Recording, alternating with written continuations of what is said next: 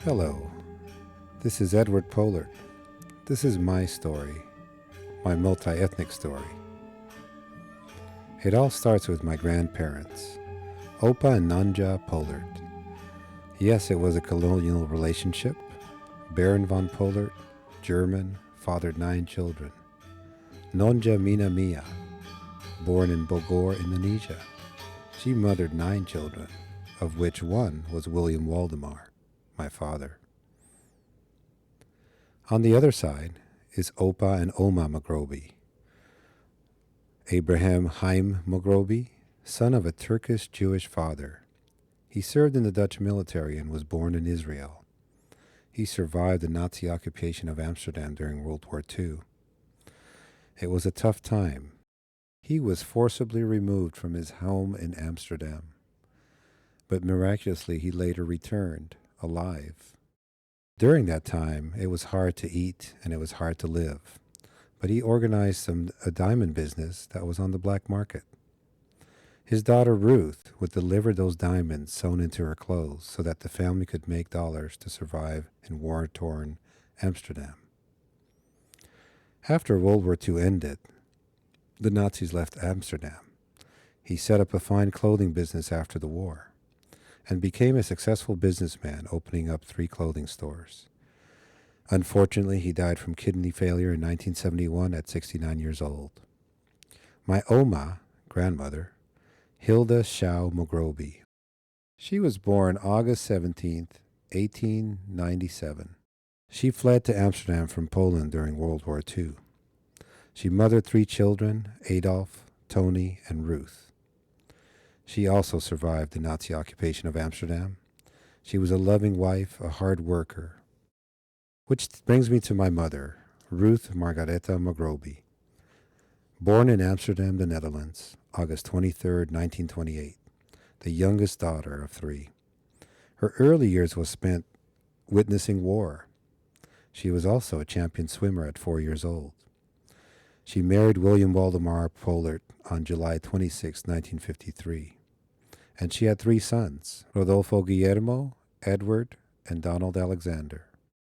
She moved to Argentina, Buenos Aires, 1 week after her marriage and traveled by freight ship with over 400 people.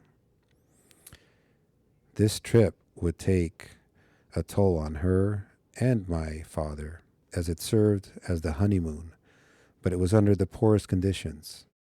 Edward was born on the trip back to Amsterdam in 1957. My mom was homesick, so she traveled between Argentina and Amsterdam. Which brings me to my father, William Waldemar Pollard.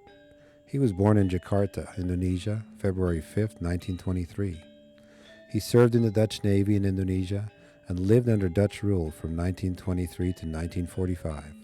He was taken a prisoner of war during World War II by the Japanese. Indonesia won its independence in 1945, but really was not fully liberated until 1948.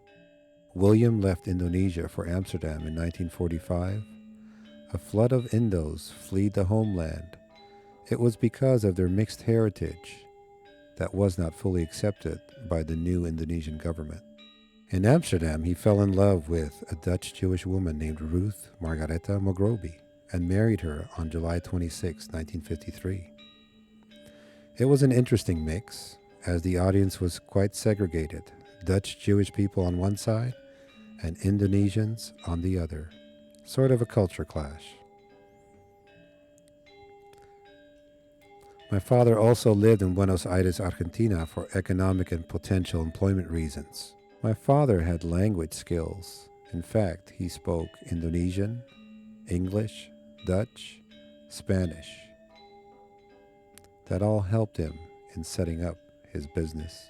He developed a tool and die shop employing local workers. He always built community amongst his workers. He spent 10 years in Buenos Aires until 1963, and then he applied for a U.S. visa. But we were not able to immigrate to the United States because of the Immigration Act of 1963, which limited visas to groups outside of the Western Hemisphere. He immigrated to the United States in 1966, but it was under his wife Ruth's visa. Which brings me now to Edward Pollard. That's me. I was born in Amsterdam on October 16, 1957. I was in Buenos Aires, Argentina in 1959 at 2 years old. My initial language was Spanish, and I lived in a Latino context. I remember going to the beach very often, called Mar del Plata. The climate was warm. I returned to Amsterdam in 1961 with my whole family. I learned a European context, the Dutch language, and an Anglo perspective. I had a lot of fun outside, spending my time skating and adjusting to a cold climate. I also spent a lot of time with my Oma and Opa, my grandparents, on my mother's side. And so I remember this. I immigrated to the United States. We came on a large cruise ship for 30 days. We came into Ellis Island, passing by the Statue of Liberty, with all the hopes and dreams of many other immigrants. We transitioned into the United States via Grand Rapids, Michigan, where my father had an aunt that we lived with. We also traveled to Santa Cruz, California, where there was an uncle, my father's brother, until we finally settled in Los Angeles. I became aware of identity within a U.S. context during my adolescence. At home, I would identify as a Dutch boy through my mother's influence, the language I spoke, Dutch, and the customs we used to have at home and in our family.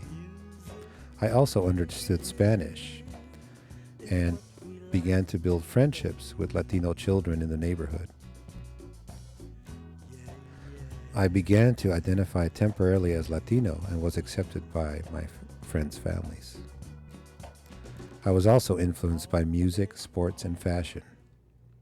In 1971, I had a tough year. My parents divorced. I became to identify as Chicano.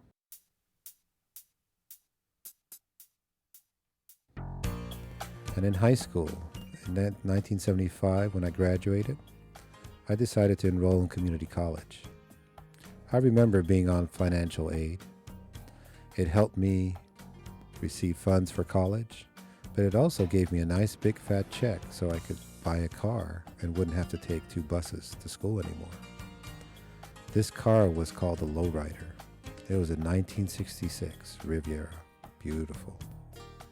I transferred to Cal State University at Los Angeles. I was working full-time as a youth counselor in the Casa Maravilla projects in East Los Angeles.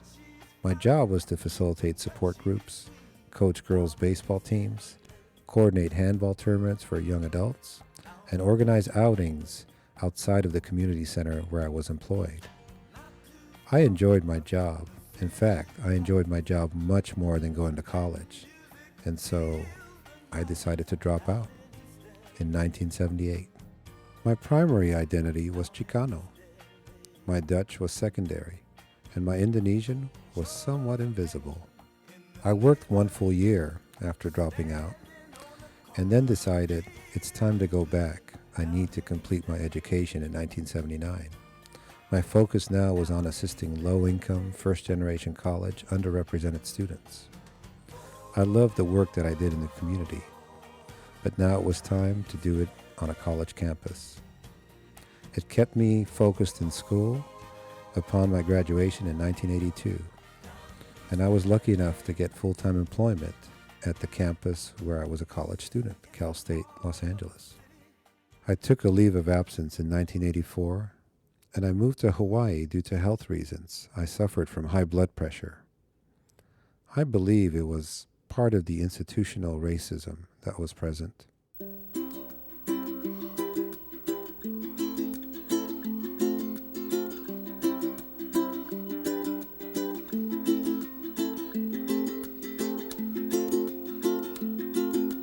I went there to rejuvenate, to contemplate my life, to practice Buddhism, to also be introduced to aloha. Asian Pacific Islanders make up 41% of the population in Hawaii. Hawaii provided a reflective and introspective experience. I decided to move back to Los Angeles, and I brought aloha back with me. Way up high, and the dreams that you dream of once in a lullaby. I needed to function in a peaceful and calm way in a fast-paced Western society. When I started graduate school in counseling, I entered the community-based block program at San Diego State. This program had diverse students from all ethnic groups and also focused on personal growth. I identified Chicano at the time. Upon my graduation in 1987, I became a professional counselor. I served needy students. I was elected to the Third World Counselors Association Board, which was a statewide organization, as the Asian Pacific Islander chair, and later on became president of this organization that focused on communities in the African American, American Indian, Asian Pacific Islander, and La Raza councils. I was still curious about Indonesia. My curiosity was about my father's heritage. What is Indonesian? I asked him and I asked myself. He reminded me that it's my family lineage, my cousins, my uncles, my elders. But he was also of mixed heritage. His father was not Indonesian. His mother was. And so I had to understand the history of the islands, which were dominated by the Portuguese, the Germans, the Dutch, and the Japanese for over 300 years. And so I asked him, let's go to Indonesia. So 6 months later, after that question, what is Indonesian? We found ourselves in Jakarta. It was a coming home experience. Indonesia was rural. The people were humble. It was an Eastern philosophy. I adopted this persona. I learned the language and became Indonesian in body, mind, and spirit. I had never seen my father this happy. I was overwhelmed and know now that I'm tied to my father's legacy. I love it here. This environment is gorgeous. Respect yourself, respect others, you will respect yourself, and just work hard towards the common goal, which is happiness. And I hope they will transfer these wishes to the kids, and the kids to their kids. It's that's what life is all about. You know, you gotta help each other, and I would say that's what true love is again. I look at my own family history, my current family, my sons Isaiah and Ismael, and my wife Alma. Isaiah and Ismael are Indomex, 300%, Dutch, Indonesian, and Mexican. Hello, my name is Isaiah Guillermo Pollard. My father is a credible source of ethnic information because he's part of many cultures. He's Dutch and Indonesian, but he's also part of American and Mexican cultures. I'm Mexican, Indonesian, Dutch, and American. It allows me to be part of cultural activities and celebrations. I'm 100% of each. I'm proud of my family's heritage. Hello, my name is Ismael Eduardo Pollard. I am Indomex. Indomex is Indonesian, Dutch, and Mexican. My dad is Indonesian and Dutch. He is proud of his heritage. I am proud of being Indomex because of my Opa, William Waldemar Pollard.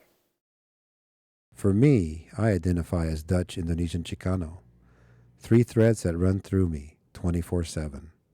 I'm a multi-ethnic being, ambiguous, defined, complex, and beautiful. The colors of the rainbow, so pretty in the sky are also on the faces of people passing by. I see friends shaking and singing